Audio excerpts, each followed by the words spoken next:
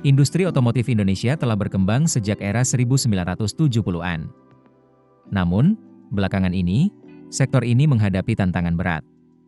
Performanya cenderung stagnan bahkan menurun, terutama karena melemahnya daya beli masyarakat. Menurut Sekretaris Umum Gabungan Industri Kendaraan Bermotor Indonesia, Kuku Kumara, dalam kondisi normal, kontribusi industri otomotif terhadap produk domestik bruto cukup besar. Industri ini juga menyerap sekitar 1,5 juta tenaga kerja di seluruh ekosistemnya. Namun, data produksi dan penjualan menunjukkan gejala stagnasi. Kapasitas produksi nasional mencapai 2,3 juta unit per tahun, tetapi penjualan domestik masih berkisar di angka 1 juta unit. Kondisi ini diperparah oleh tingginya pajak kendaraan di Indonesia. Sebagai perbandingan, pajak tahunan Toyota Avanza di dalam negeri bisa mencapai Rp4 juta hingga Rp5 juta, sementara di Malaysia hanya sekitar Rp500.000, dan di Thailand bahkan lebih rendah lagi.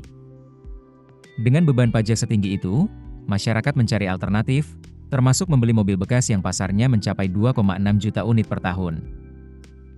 Selain itu, industri komponen otomotif ikut terimbas. Beberapa pabrikan komponen telah melakukan pengurangan karyawan, bahkan hingga ribuan orang, karena penurunan volume produksi. Sementara itu, penetrasi kendaraan listrik yang kian digencarkan pemerintah memang meningkat hingga 9,7% dari total pasar. Namun, adopsi tersebut justru banyak menyedot pasar mobil konvensional di segmen menengah ke bawah. Gaikindo menilai pemerintah perlu menyiapkan strategi dua arah, jangka pendek berupa insentif untuk menjaga industri tetap bertahan, dan jangka panjang berupa kebijakan yang memberikan kepastian investasi.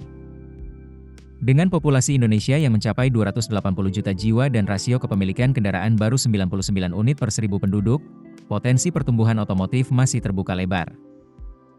Namun, tanpa daya beli yang kuat, struktur pajak yang adil, serta strategi transisi menuju kendaraan rendah emisi yang realistis, industri otomotif nasional bisa semakin tertinggal dari negara tetangga seperti Malaysia dan Thailand. Keputusan bisnis terbaik datang dari data, bukan tebakan. Mudah berlangganan Business Insight dengan subscribe with Google.